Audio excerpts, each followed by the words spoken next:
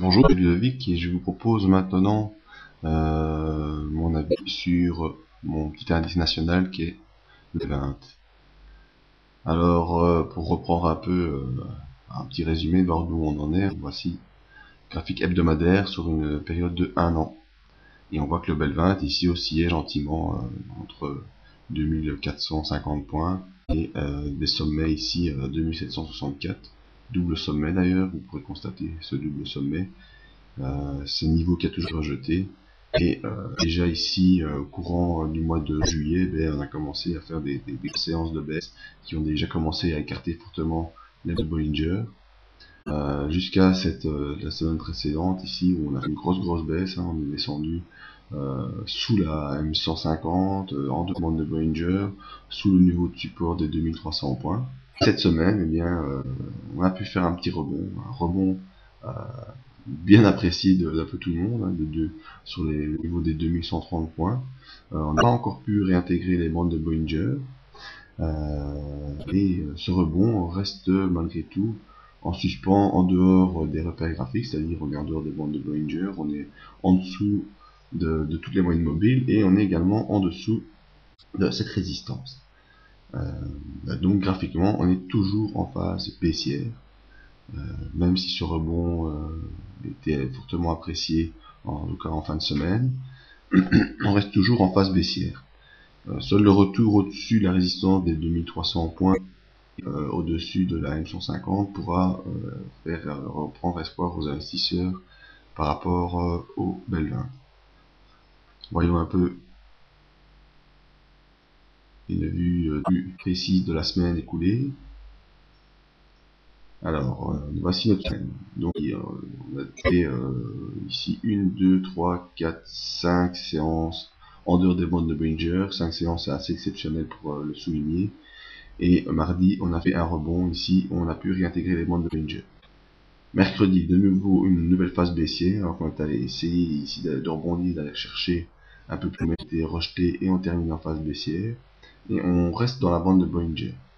Jeudi, ça c'est une belle petite bougie ici qui vient tester ce support à 2091 points. On va tester la bande de Bollinger inférieure, on en sort un peu et boum, on remonte pour terminer au-delà de cette résistance ici de 2128 points.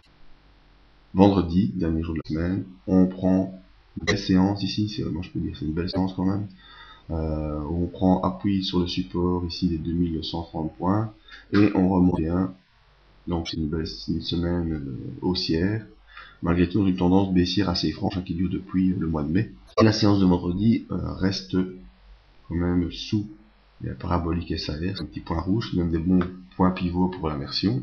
On vient ici au contact de cette ligne verte qui était l'ancien biseau baissier qui faisait doucement et gentiment descendre le cours, mais qui était accéléré la semaine passée. La semaine précédente, pas la semaine qui vient de s'écouler, mais la semaine précédente, où on a accéléré à la baisse, et là on revient au contact de ce biseau. Alors il faut toujours se méfier, hein, si moi je préférais qu'on termine 10 points plus haut pour être dans le biseau que terminer ici au contact du biseau de la parabolique SAR.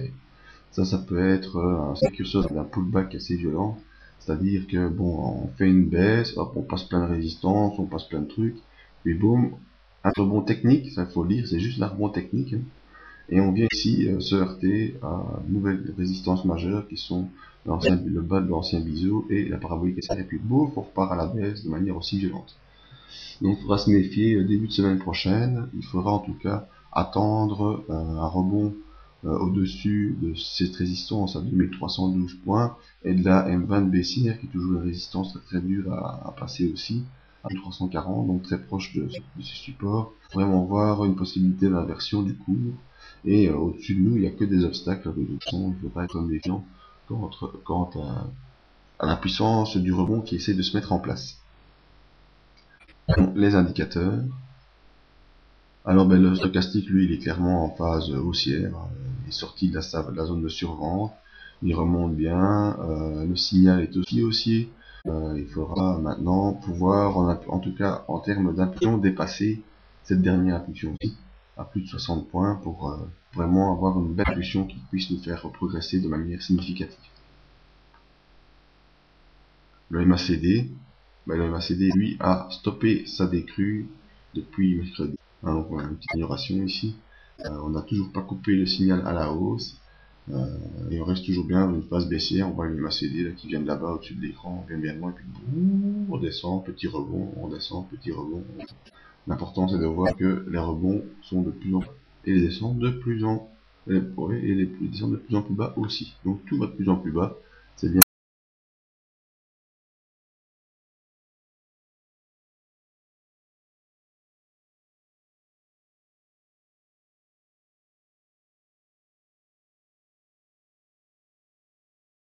Baissière importante.